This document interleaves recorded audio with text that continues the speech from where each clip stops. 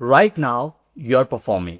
You have a script for your boss, a character for your friends, a highly polished, curated portfolio for the strangers on the internet. We have all been told the same cultural mantra: fake it until you make it. But nobody ever stops to ask what happens when the act works too well. What happens when the mask gets stuck and your real face is forgotten underneath? In 1958, one of the greatest literary minds of the modern era wrote a story that wasn't just a masterpiece of Indian fiction, it was a terrifyingly accurate prophecy of the 21st century identity crisis. This is the psychological autopsy of a man who accidentally became a god because he forgot how to be a human being. We are talking about RK Narayan's legendary novel, The Guide. Now, if you read this in school or if you have only seen the Bollywood adaptation, you might think this is just a colorful story about a tour guide, an ambitious tour guide who falls for a merry dancer named Roji, runs into a legal trouble and somehow ends up fasting for rain in a remote village. But if you look closer, if we peel back the beautifully simple prose, we uncover something far more complex. We find a psychological thriller about imposter syndrome and structural validation. We call it the Paradox. Raju Paradox. The terrifying psychological reality where the more society rewards your performance, the closer you get to your own destruction. Let's figure out how he got over there. To understand Raju, we have to understand Malgudi. Narayan's fictional town isn't just a setting, it's a living, breathing character. Malgudi is an adaptation, is a panopticon. It's a town where everyone is watching everyone else. There are no secrets. Your reputation isn't your social capital. It's your entire survival. Raju is born at a junction point, right where the old traditional world meets the new railway lines. The train tracks bring capitalism, tourism, and new desire. And Raju quickly realizes that he has a unique superpower. He can read what people want just by looking at them. And then he transforms into exactly the person. For example, if a tourist wants a history, Raju creates a myth. If they want a cheap deal, he finds a merchant. He becomes the ultimate curator. He doesn't have an identity of his own. He is a mirror. Think about it. Isn't that exactly what the modern digital marketplace demands of us? To look at the algorithm, we see what the crowd desires and morph our personalities to fit that trend. Raju wasn't just a tour guide, he was the world's first influencer, I would say. And then enters Roji. She is a beautifully highly educated but married to an archaeologist named Marco. A man who treats her like a dull spiceman and hates her true passion. Passion? Classical dance. Marco views art as a dead thing to be dug out of caves. Rosie views art as a living fire. Raju spots the vulnerability. He builds her up. He tells she is a star. He looks her in the eyes and gives her the validation her husband denied her. They start an affair. Marco abandons her and Raju takes her in. But pay close attention to the exact moment things shift.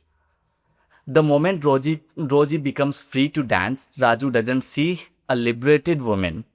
He sees a blue chip stock. He changes her name to Nalini. He manages her bookings. He handles the cash. He moves her into a massive mansion with servants and high society sycophants. He commodified the very soul of the person he claimed to love. He thought he owned her because he created her brand. But here's the brilliant twist Narayan plays on us. The bigger Nalini's brand grew, the smaller Raju felt inside. He became terrified that she would realize he was just a parasitic middleman. This is the peak imposter syndrome.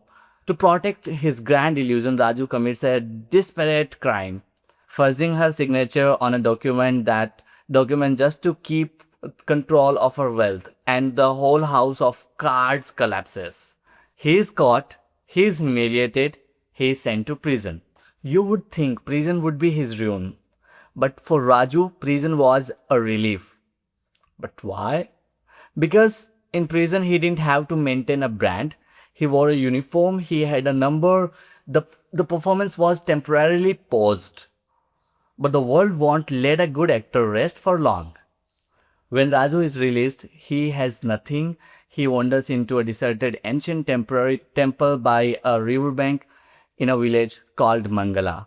He is just sitting there, washing his feet, trying to figure out his next move. Then a simple naive villager named Velan walks up. Velan looks at this man sitting in a sacred space, looking at his calm face, and assumes that this must be a holy sadhu, a spiritual guru. Jean-Paul Sartre, the French existentialist, talked about a concept called bad faith. It's when individuals take on false roles imposed on them by society instead of living authentically. Sartre used the example of cafe waiter whose movements are a little too precise, a little too performative. He is playing the game of being a waiter. Raju does the same exact thing. He doesn't tell Velan, "Hey, I'm ex-convict." Instead, he thinks, "Well, if he wants a guru, I'll give him some advice." He speaks in a vague, grand platitudes. Uh, he tells Velan that everything will pass, that patience is a virtue, simple stuff. Yeah, you know that. But to a desperate village, these words sound like a divine revelation. The village starts bringing him food, bananas, milk, mangoes. Raju realizes that the spiritual industry pays much better than the tourism industry, and overhead costs are due. He grows a beard. He wraps himself in a shawl. He embraces the ultimate persona. Now, let me ask you a direct question right now. Drop a comment below and be totally honest with me. If you were starving, broke, and a community of people started treating you like a god just because you sat in a specific building, would you tell them truth? Would you tell them the truth, or would you sit back, eat the food, and keep the show going on? Because before we judge Raju, we have to realize that we do this every day. Every time you write a resume that exaggerates your skills, every time you post a highlight reel of your life, while your mental health is falling apart, you are sitting in the abandoned temple, taking the free offerings of validation and praying nobody asks for your credentials. But the universe has a brutal way of testing an actor. A massive drought hits the village, the crops die, the cattle are collapsing, the villagers are on the brink of bloody riot.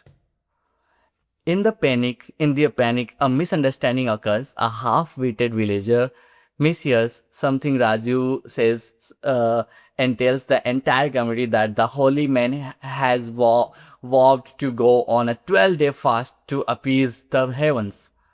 If he fasts, the rain will come. Imagine Raju's absolute terror now. He never wanted to be martyr. He just wanted breakfast. He realizes the game has gone too far. In a desperate bid to save himself, he calls Velan to his side in the middle of the night. He decides to confess everything. He tells him his whole life story, his greed, his affair with Rosie, his forgery, his time in prison.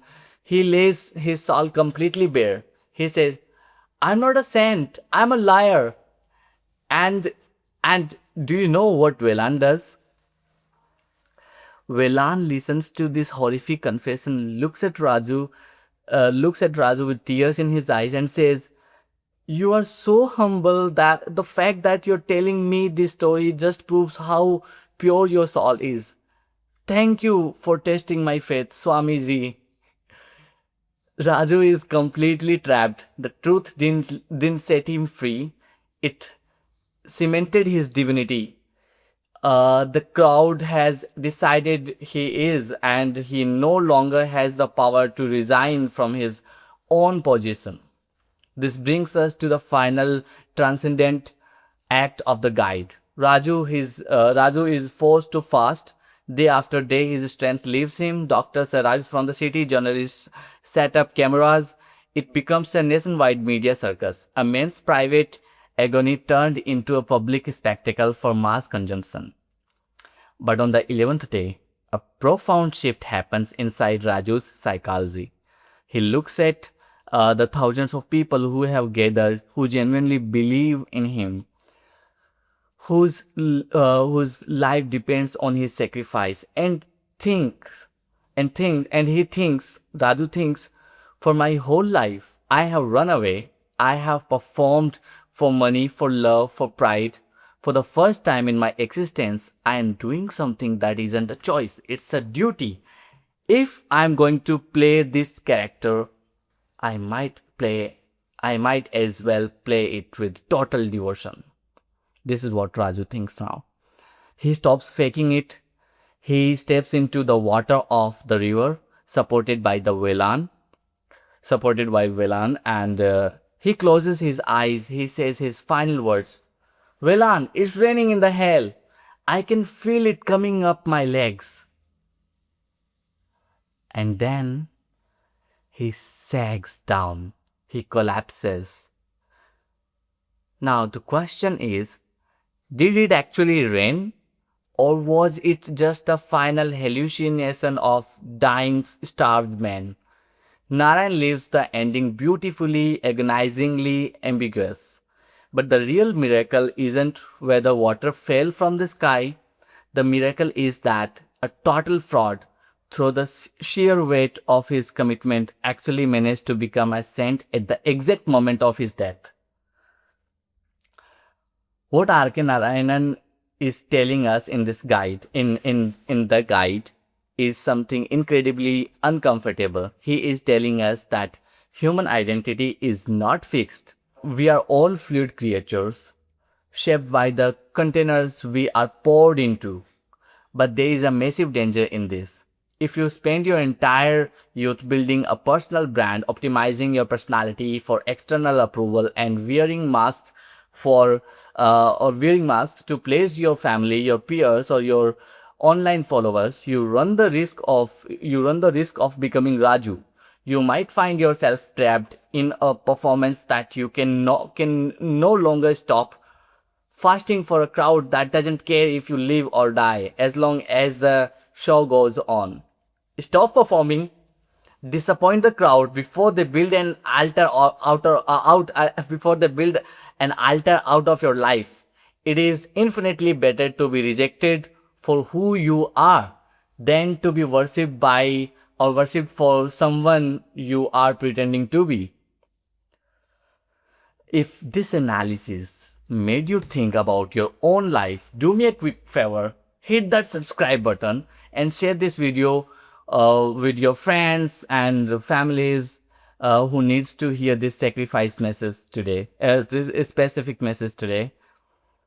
And if you want to understand another deep psychological dive into how our moderate desires are being manipulated by the world around us, be active on this channel. Thank you for watching.